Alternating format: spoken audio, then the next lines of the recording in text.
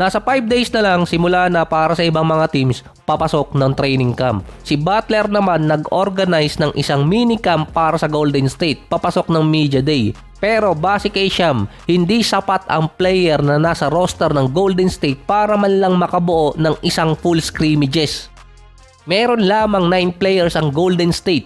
Nasayang ang effort di umano ni Butler. Ang pang-10 player dapat doon si Kuminga na hindi umattend ng first minicamp practice na inorganize pa ng teammate niya since wala naman siyang kontrata at ayaw ngang ibigay ng Golden State yung player option na hinihiling niya. Hindi lang naman player option ang hinihiling ng kampo ni Kuminga, kundi gusto nilang gumawa ng himala yung Golden State na gawing isang star player or all-star player si Kuminga na ilalagay siya sa main rotation.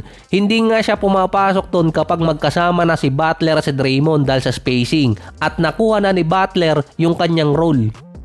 First time din na magkakasama papasok ng start ng season si Draymond, Steph at si Butler. Na base pa kay Sham, hindi naman nainis si Butler at si Draymond kay Kuminga dahil sa hindi pag-attend niya pero naiintindihan naman nilang dalawa yung sitwasyon. Base pa kay Sham, parang pinatatagal ni Kuminga ang progress ng team dahil sa hindi niya pagpirma ng kontrata. Hindi kasi ma-assign si Horford, GP2 at si Melton. Kapag nangyari kasi magkakaroon ng 13 players kasama na doon si Kuminga. Nasa 6 na araw na lang din kung US time bago yung deadline kung pipirma ng contract or papatak ng qualifying offer si Kuminga. Kapag hindi pumirma si Kuminga ng kontrata papasok ng qualifying offer, mapupuwersa ang Golden State na mag-decide ng kanilang financial issue at sa roster. Papipirmahin din naman nila yung mga player na naka-add to cart na. So sabi ko nga dati sa nakaraang mga episode, base sa salary cap ng Golden State, pumirma man agad si Kuminga or hindi, parehas lang din ang mangyayari kung pipirma sina Horford at yung ibang player. Talagang niyari sila ni Kuminga buong off-season. So tulad din dati, makokontrol ni Kuminga yung Golden State papasok ng off-season. Hindi man siya nakapirma, ay hindi rin naman nakapagpapirma ang Golden State ng mga quality player ngayon at papasok pa sila ng deadline na wala pa rin silang ibang player na nakukuha. Si Kyrie Irving naman mas bumilis di umano ang recovery. Ang target date ng pagbabalik niya ay by next year, February or March. Pero based sa report ngayon, ang posibleng date na makabalik si Kyrie ay Christmas game. Hindi naman yun officially sinagot agad ng Dallas pero optimistic ang Dallas at mga insider na makakabalik agad si Kyrie sa showdown nila sa Pasko versus Golden State.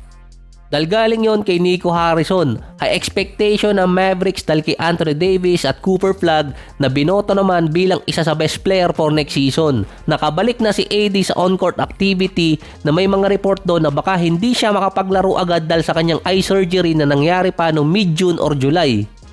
Based naman kay Nico Harrison na exceed ni Kyrie ang expectation para sa kanyang recovery. Mas bubilis kumpara sa inaasahan. Inamin din naman ni Kyrie na nasa workout na siya at ahead siya ng schedule sa kanyang rehab. Ang December nasa 9 months yun nung magkaroon siya ng injury at naoperahan. Papasok din ng 10 months kung sakali dahil magiging ahead ng nasa 2 buwan si Kyrie kung babalik siya ng December kumpara sa expected return date na February or March.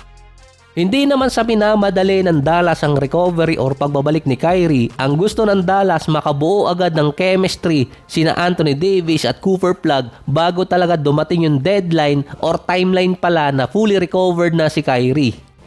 Dahil bukod sa rehab, ang kailangan pa ni Kyrie doon yung conditioning ng isang NBA game. Ang Christmas Day na target na makabalik si Kyrie may ample time pa para magkaroon ng chemistry at momentum ang Dallas papasok ng second part ng season. Ito yung after All-Star break.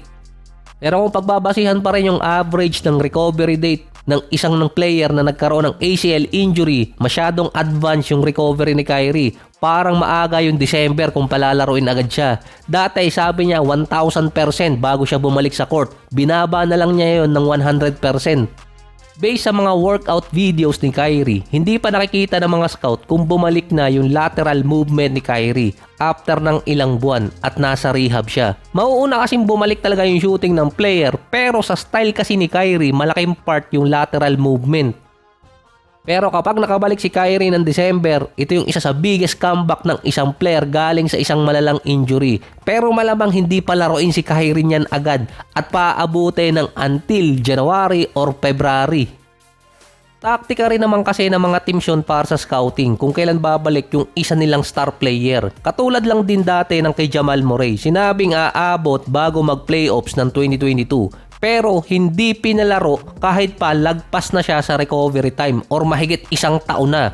Parehas ACL injury ang nakuha nilang dalawa. Hindi pinilit ng Nuggets yun dahil yung time na pabalik dapat si Jamal Murray, injured din ng buong season si MPJ. Kaya nakasalalay din kay Anthony Davis kung babalik agad si Kyrie. Dahil kung walang AD tapos may Kyrie, mapupunta na naman kay Kyrie ang load ng team.